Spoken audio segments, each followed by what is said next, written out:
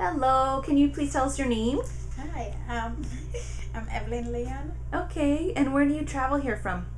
from Winneville. Woodinville. Okay, excellent. Well, thank you for joining us today, Evelyn. I just wanted to ask you a couple questions about how you were feeling before you came in to see Dr. Polzin here at the Bellevue Pain Institute.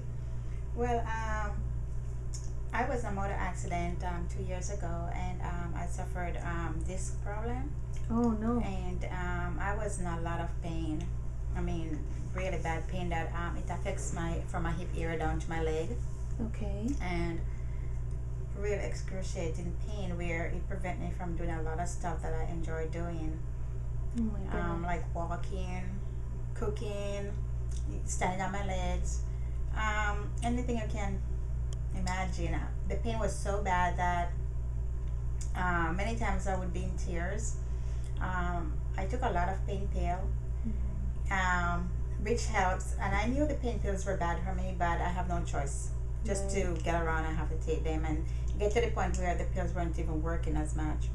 Also, I did a lot of physical therapy. I've tried everything. I've tried physical therapy, the ozone therapy. I don't know if you know that.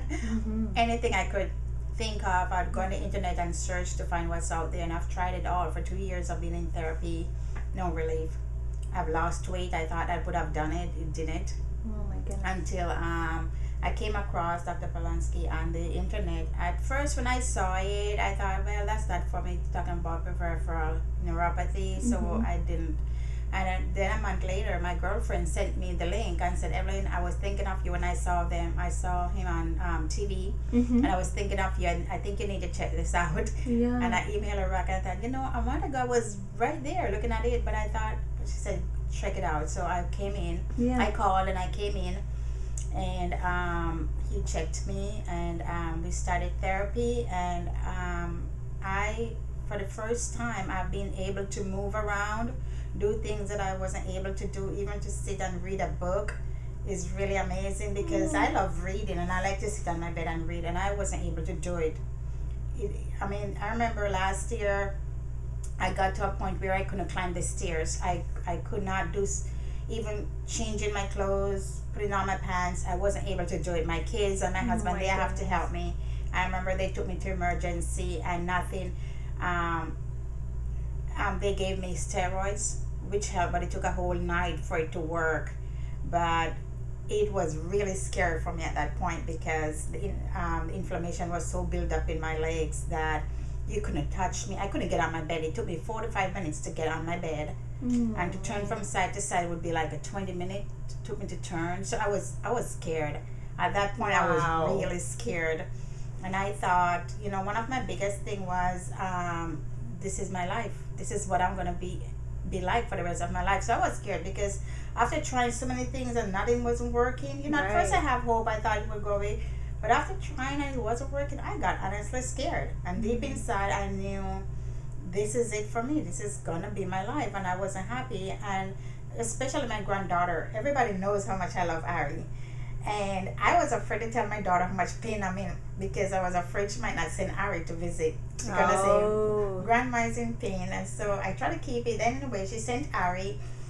And I remember trying to go up the stairs, and I was... for the first time, I thought I couldn't wait for Ari to go home. Oh, how heartbreaking. And that was hard, because I was in so much pain. I couldn't do the things I want to do with her. And that was really hard, because I would do anything for Ari. Yeah. And now I'm feeling so much better. I told her, and she's really happy that she's like, Grandma, can you play with me? And stuff like that. So it's exciting. And I talked to my girlfriend in Atlanta, who's going through the same thing, like I'm going through.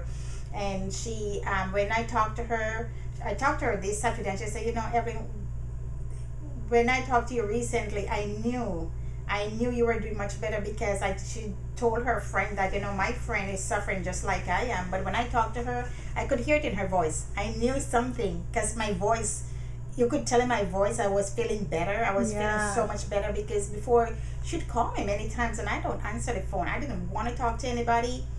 And she didn't understand until it happened to her. And now she knew what it feels like to be in pain, and she don't want to talk to anybody either. And it's kind of nice because sometimes you kind of get down, right? Because people don't understand. But then by going on the internet, watching Dr. Oz show on TV really helped me, because he had a show about chronic pain, and a lot of women went up and spoke about it and how they felt, and that really helped me to know that it's not in my head. Right. It's real. Right. It's real. You have to be going through it to understand.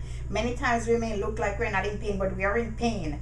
We just don't. We do everything not to show it, or we have it for so long that we try to manage it the best we can, and we try not to be a cry baby. Right. I have a very high tolerance of pain, so I will bear it as much as I can until I can't bear it anymore, and then I kind of start falling apart or start limping and crying. And my kids and my husband saw me do that many times. Yes. Yes, and now you have a large part of your life back. Yeah, I was driving my son to the bus stop, and she said, "Mom, you're not in pain." And because lately they haven't seen me crying like I used to. Right. They saw a big difference in me. They really do. And people who are around me, they saw the big difference. I can read my books now, and I can be on the internet even much longer. Before I couldn't. I haven't taken the chance yet to walk long distance. Sure. It's still in my head. I don't want to do anything to. Well, now you're feeling relief. Yeah, I'm feeling relief. I want to enjoy it. I don't Yes. want to do anything to trigger it off. And I was telling my girlfriend that the same thing too. I don't want to do anything to trigger it off, because even though I'm feeling much better, I don't want to take long distance walk. Yes. I remember in summer, my husband and my kids, they would take walk, because where we live there's a nice trail, and I couldn't go with them. Right. Even this summer, my husband said, "Let's go take a walk," and I couldn't go. I said, "Mike, I can't walk." Yeah. And I wasn't able to walk with Ari.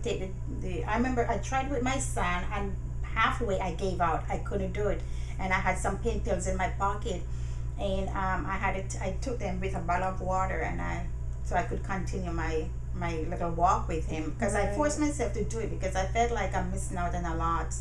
Right. And so pain is not fun. Before my pain, I never realized it could be so painful until it happened to me. And I thought when people take pain pills, they don't need to take it.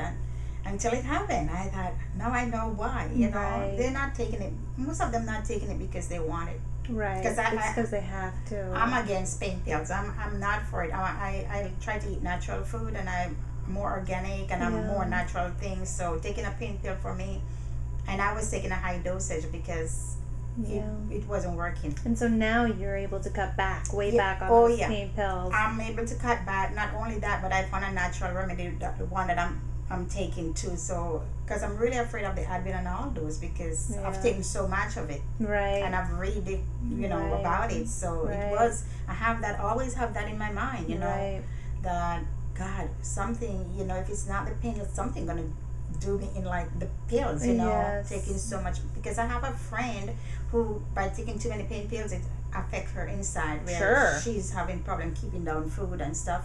Sure. So I'm always aware of that. Good. Well, thank you so much for sharing that. You've had such great success and relief in your pain. I'm really happy for here, because really, after trying so many things, I finally found a place I have hope again. And you guys were really nice to me. Aww. You guys were friendly, and it made me feel good, because you guys kind of understand pain, that people, it's real. It's real. And that's really important for the person who's going through it, because really, sometimes you wonder yourself, is it in my head or am I making this up? Right. So it's really helpful when doctors understand that you're really hurting. You're not just coming here to get pain pills or whatever. You're really hurting. There's something there that causing the pain.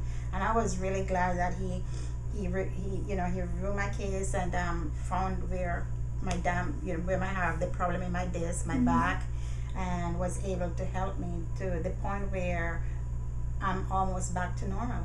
I may never be 100%, but at least I'm so happy for where I am. And you still have your family to raise. You've got responsibilities and husband and family and things to do, life to live, and I am just too happy for where I am right now. And I say that to my friends and my family every day. I don't care right now. I'm just happy. I'm just too happy for where I am. I can laugh again, and I can, so.